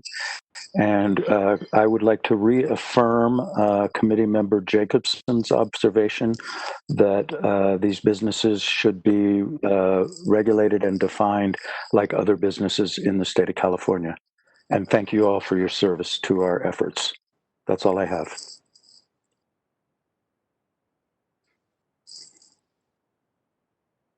Our next public comment comes from a Jane Castro. Your microphone has been unmuted. Hi, can you hear me? We can. Great. My name is Jane Castro. I am the Director of Compliance and Senior Director of Distribution Operations for Manifest 7, we own several different licensees, including retail and distribution. I just wanted to reiterate our support for more uniformed and consistent definitions within each of the licensing agencies, the CDTFA as well as Metric. I think that having a more uniformed definitions would create less confusion at the operating level and throughout the supply chain. And especially since there doesn't seem to be some clear communications between the agencies and Metric, which we have to operate on, that would be instrumental in smoothing out day-to-day operations.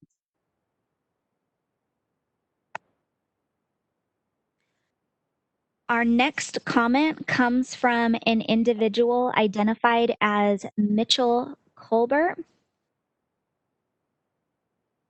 Your microphone is unmuted. I'm sorry, I gave my public comment quite a while ago. I didn't raise my hand or anything. I'll try and find how to unraise it. Wonderful. Thank you so much.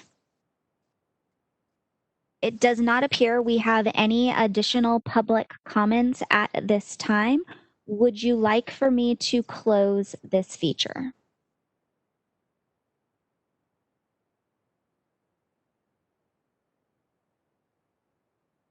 That would be fine. I know we had the one individual who was trying to dial in. If they're able to dial in during the next session, I will ask for a brief pause in it and allow that person to make a comment on the prior issue. But with having nobody else, that would be the only person we would make that exception for.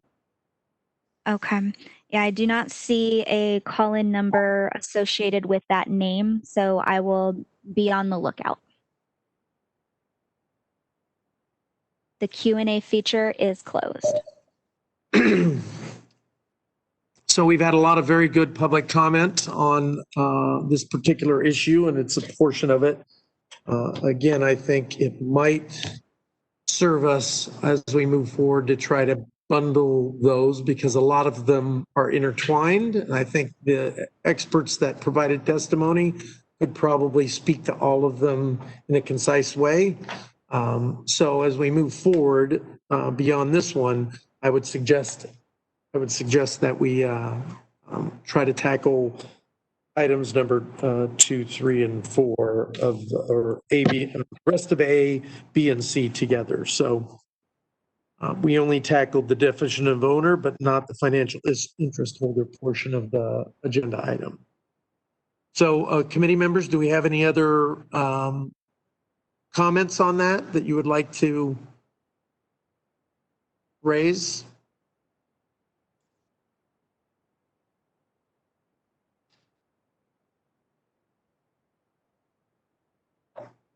Kayla, if you see any of the hands that I'm missing, please feel free to call on them for me. Committee Member Babolian, you have your hand raised. Go ahead and unmute yourself. Yeah, I would just really reiterate to keep everything as simple as possible. There are a lot of different scenarios that keep coming up. We had a comment about receivership, and that's kind of a temporary ownership situation. So the more we get into this, the more we get into the weeds, the more convoluted all this is going to be. I think if we focus on just being clear about the definitions, providing consistency across all the definitions, it'll be well served. Thank you.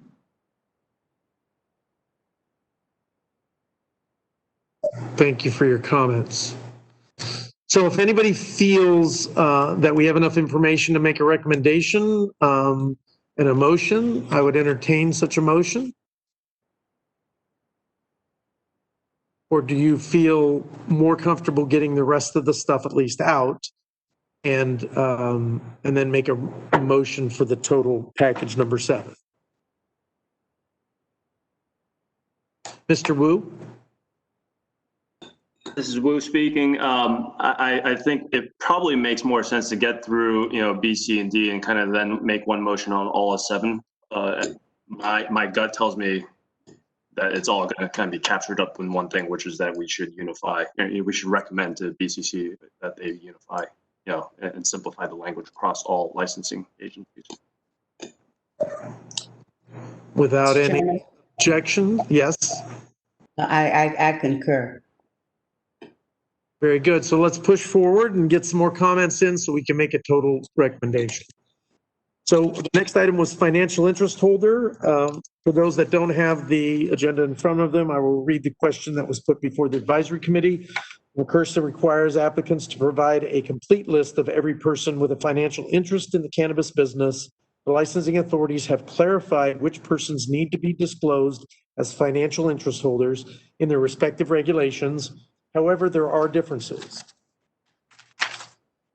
What should the state consider when reconciling the regs into a cohesive definition of financial interest holder? Current law, MCRSA, does not define what is considered a financial interest. However, it does specifically exclude from disclosure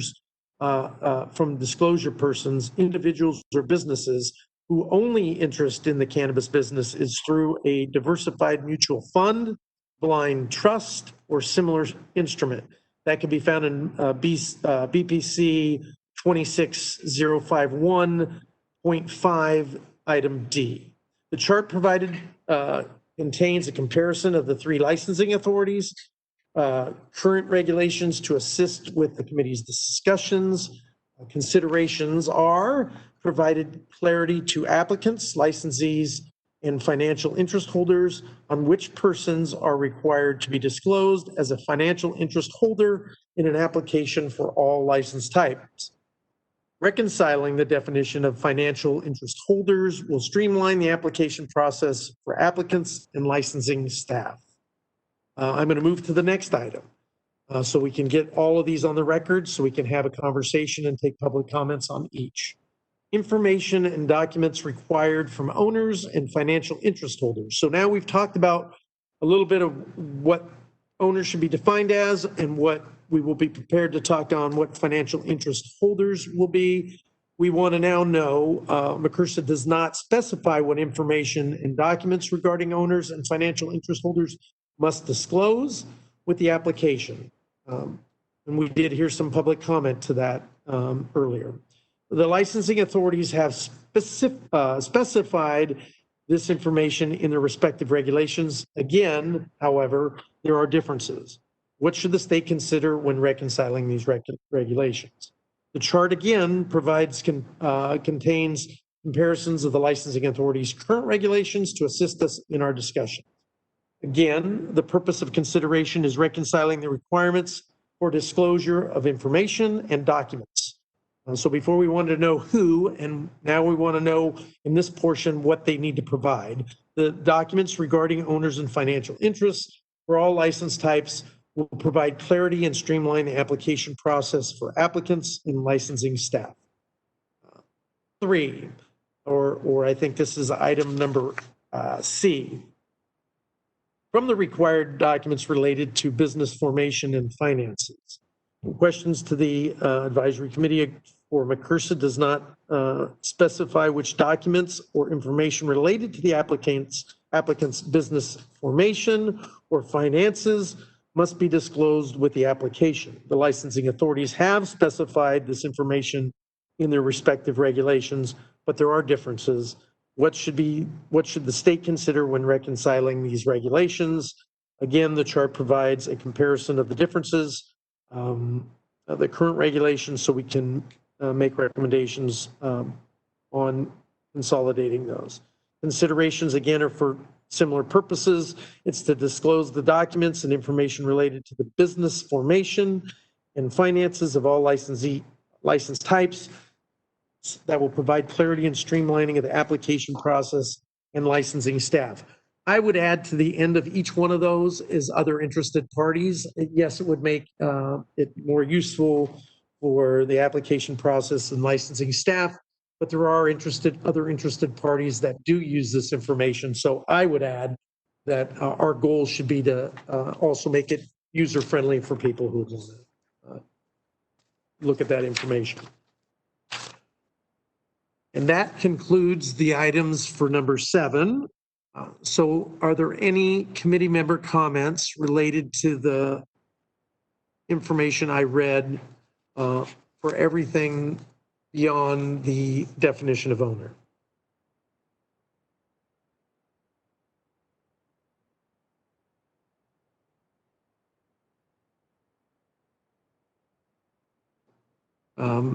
Committee member Nevedal, I see your hand up.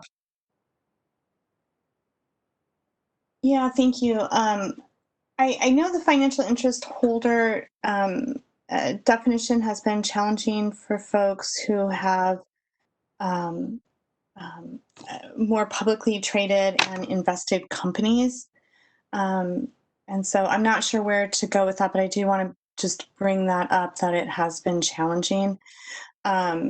And to the finances piece, what sort of documents need to be available or made available by businesses to show finances? I think there's some triggers within the regulations where the requirement that those financial documents be solely from the California Department of, CDTFA, Tax and Fee Administration, has created some timeline challenges looking at the comments. So we've received, so I'm wondering if there is potentially looking at expanding which financial documents can be provided, or maybe if we can get clarification from Tamara if all licensing authorities are requiring CDTFA to be the provider of financial documents. I had some questions about how that has been working amongst the different licensing authorities. Thank you. Hi, this is Tamara. We don't require TFA to be the document provider for financial documents. The financial documents need to come from the licensee, and you would provide us whatever's listed in the regs as well as anything else that you believe establishes and meets the requirements for the information that we need from a licensee.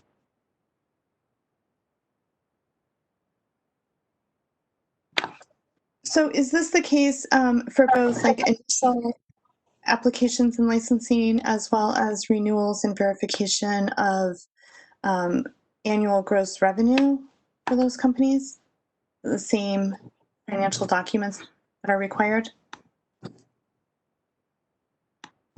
So a licensee is required to provide, I think on renewal for some of the licensing authorities, information that establishes their gross revenues. One way to do that would be the taxes. And typically that's the most common. But that's a little bit different than what your initial application formation and financial documents are. Okay, thank you for that. Committee Member Boboyan, I see your hand raised. Go ahead and unmute yourself. Yes, I was going to make a comment on the financial interest holders. As the industry develops out even more, this is one of the areas where it's going to be pretty fluid. The owners don't change as much as the investors and the financial partners and other financial interest holders. So whatever the recommendations end up being, I think it would be great to give consideration to the fact that this is one area where it's really got to be pretty simplified, updated, because again, the financial interest holders are going to change a lot more than the actual owners are going to be changing, especially once you get into transfers and selling licenses and stuff like that. So just something to think about. Thank you, Committee Member Boboyan. I saw Committee Member Cermak's hand was up briefly. Was that in error, Committee Member Cermak, or would you like to speak? Not the hand is up or not. Hear me? Can you hear me? We can. Yes, we can hear you, Committee Member Cermak. I'm not a lawyer. And so all I can say is that we need to pay attention to what the goals are, which is consistency, ease of application, and transparency for the public to know who is behind every license application. So consistency, ease, and transparency. And that should be the goal. The lawyers have to work out how to do that. Thank you for your comments. Committee members, is there anyone else that would like to comment on, any of the other items under agenda item 7 before we open up to public comment?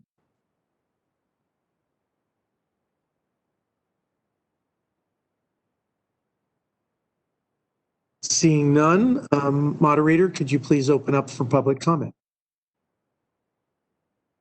Absolutely. At the direction of the board, I am opening the Q&A feature. If you would like to submit a request to make a public comment, please click on the Q&A icon at the bottom of your screen. Then type, "I would like to make a public comment" in the Ask field on the lower right of the screen and hit Enter, ensuring you send it to all panelists. I will take comments in the order they are received. If you are calling in and do not have access to a computer, you are more than welcome to submit a comment or a chat straight to me, identifying that you would like to make a public comment. An individual identified as Marcia Gee would like to make a public comment. You will be given 90 seconds with a 30-second warning.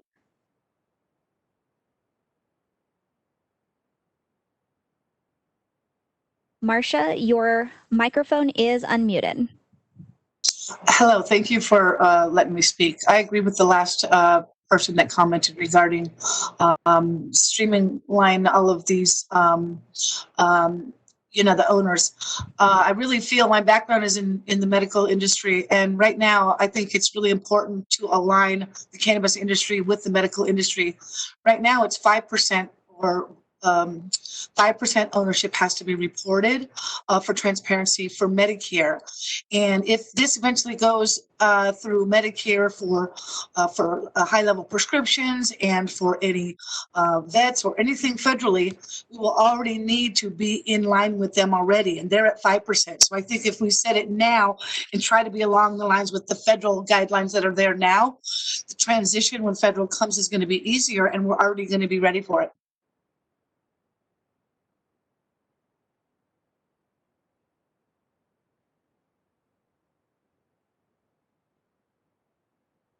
Our next public comment comes from an individual identified as Jane Castro. Your microphone is unmuted.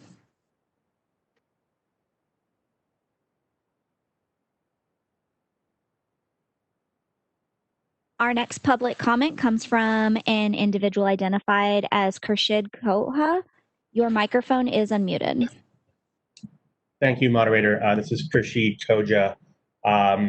My recommendation is as follows. 16 CCR 5004 D4 currently exempts persons who hold less than 5% of the total shares in a publicly traded company from the definition of financial interest. I'd asked the committee to recommend extending the exception in 5004 D4 for public company investors to apply to all investors equally in the interest of fairness and reducing the Bureau's workload. Thank you.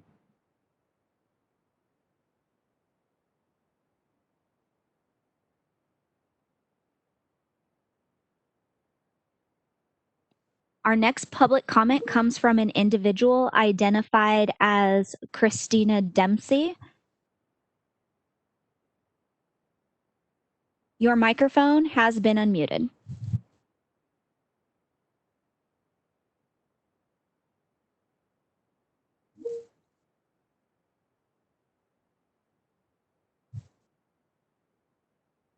Our next public comment comes from an individual identified as Nathan Shaman. Your microphone is unmuted. Thank you, moderator. This is Nathan Shaman again, General Counsel for Urban Leaf based out of San Diego.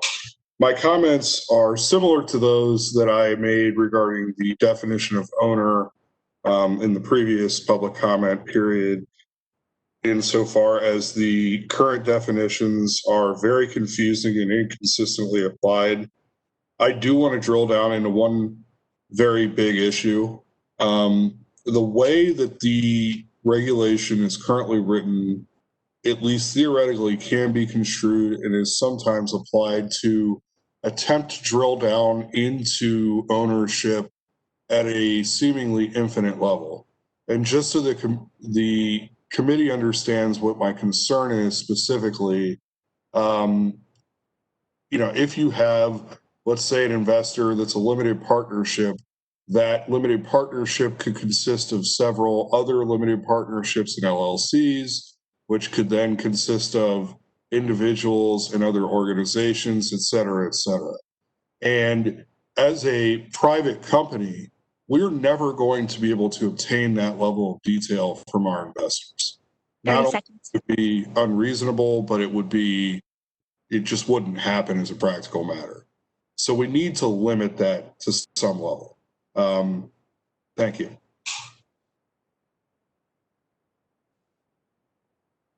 Our next public comment comes from a Dana Cisneros. Your microphone has been unmuted. Thank you. I think that the comments that we've heard thus far highlight the issue that I said before with respect to the owner definition, and that is, what do you want to do and recommend from a policy perspective? I think it's fairly clear. Investors don't want to be disclosed, and so you need to determine whether or not you want to force them to disclose themselves or provide them with the opportunity to remain in this sort of background. With respect to the documentation regarding financial interests or financial documents, to my knowledge, the BCC is the only agency that makes that requirement currently. I would echo the comments from the individual on the committee. I did not catch his name that started with, "I'm not a lawyer," but that transparency and consistency should be paramount. And I would recommend that you look to contract brewing for better information about how that works out under the ABC regulations. I also think that requiring financial disclosures at the level that the BCC has seems to violate the right to financial privacy that exists here in California. Regarding the disclosing the amount of loans and the amount of investments that individuals make into businesses, I don't think really furthers the interests that were espoused in Prop 64 and that are codified in the Business and Professions Code. So I would recommend that you actually roll back that provision from the BCC and from all agencies. I'm sorry? Okay, go ahead. And finally, with respect to bylaws and operating agreements being a requirement to be submitted with applications, I would recommend that you eliminate that requirement. As a practitioner, that is my work product. But more importantly, it is detailed in many instances regarding the way that the businesses are run, and it can lead to inadvertent disclosure of trade secrets. And again, I don't think it furthers the interests. Thank you.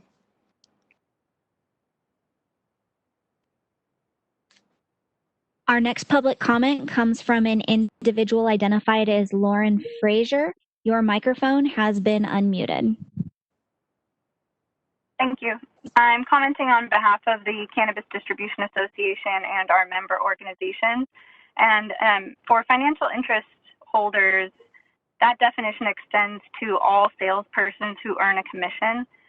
So, and each time that changes, there's a required disclosure.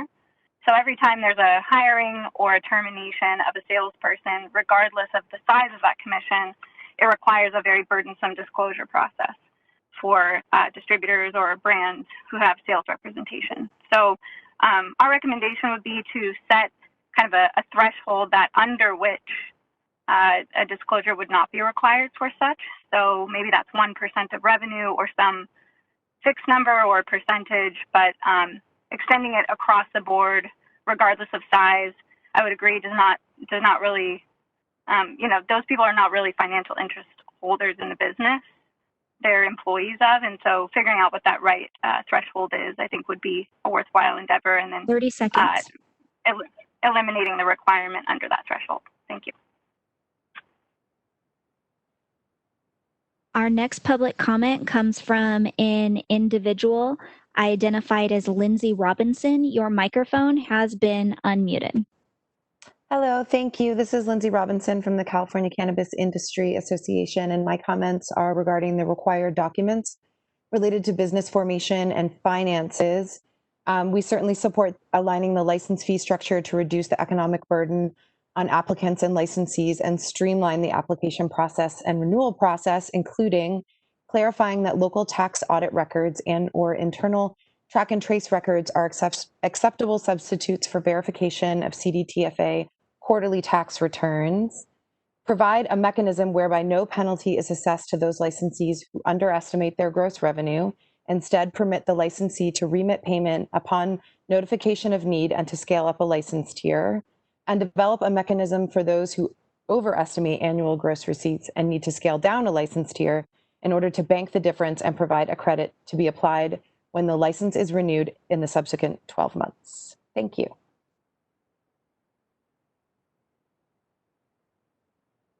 The next individual for public comment is Wade Laughter. Your microphone is unmuted.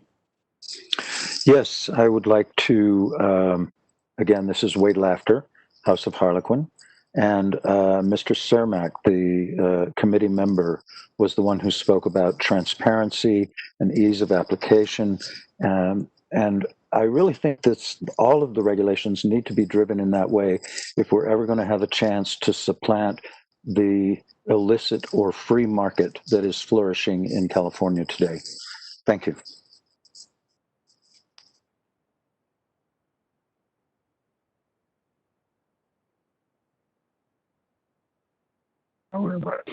It's gonna, you have this problem.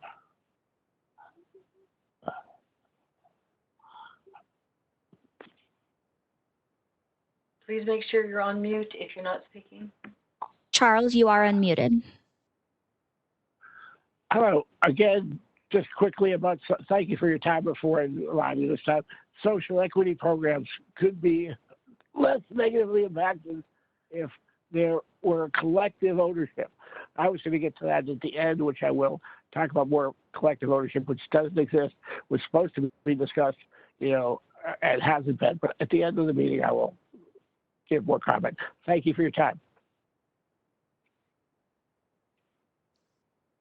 Next public comment comes from a Vera Levitt. Your microphone is unmuted. Thank you, Vera Levitt, Chief Operating Officer of Mankind Dispensary. In regards to the financial interest holder, our recommendation echoes Mr. Koja's in that we remove the requirement to report every change of financial interest holder, either in actual ownership or receiving a percentage of profits as payment that is under 5% at the time it occurs. Like Mr. Koja said, there's already an exclusion for publicly traded companies or owners owning 5%, but not for financial interest holders. So if we could simply report the changes at that level at the time of renewal, it would make things much easier for us. And when we do report ownership changes over 20%, we believe the licensee should have the option to have that process as a change of ownership at the existing entity or as a new application. If we bring in a new entity, we should be able to process that application as an ownership or a new application at the licensee's choice. And finally, if changes of ownership are gradually changing, they should be processed at the current ownership, not where it will end up at the end of the transaction. And again, different reps will require us to do different things based on the transaction. And in those transactions, we think there should be an ability to apply for approval of a proposed change of ownership structure before the transaction closes. A special fee for that would be reasonable. The current policy states that they will not review an ownership change until after it's closed, which leads to confusion, strange workarounds of regulations, and really does complicate transactions. Thank you.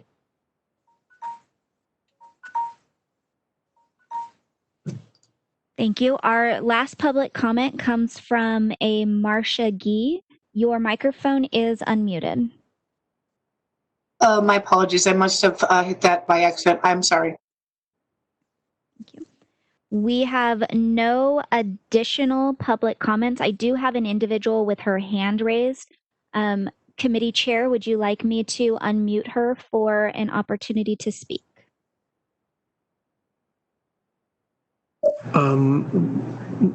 Could you clarify for her the preferred way first to see if, or I guess we could ask her if she's at the hand.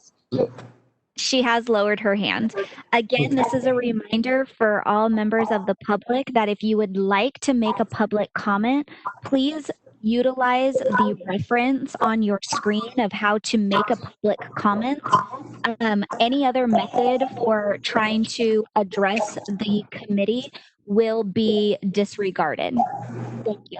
There are no more public comments. Would you like me to close this feature?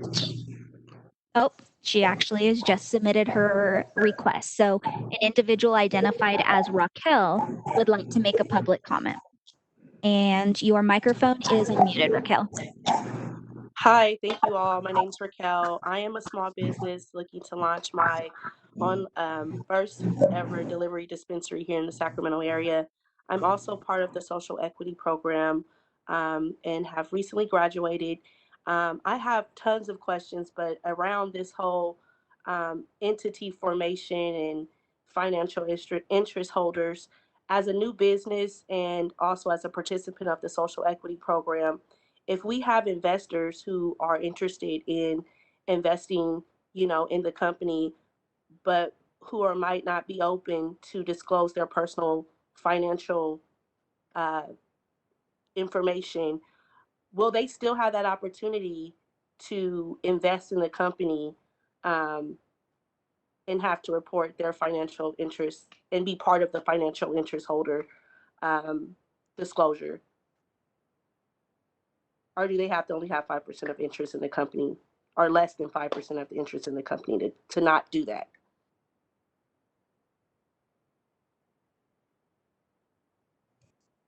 Thank you for your comment. We can't really answer questions. This is taking comments today and have a discussion, but that'll give us some things to think about. We appreciate it, Raquel, and congratulations on graduating and starting your business. There are no additional requests for public comments. Would you like me to close this feature? Yes, please, moderator. This feature is closed. Well, as I look at the clock, it appears we're at noon, and I would suspect there could be a long discussion about all the input that's been provided. So I'm going to call a 45-minute lunch recess at this point and allow us to think about some of the comments we've heard. And when we return, hopefully our committee members can either have some further discussion or take action. So why don't we return back at 12:50?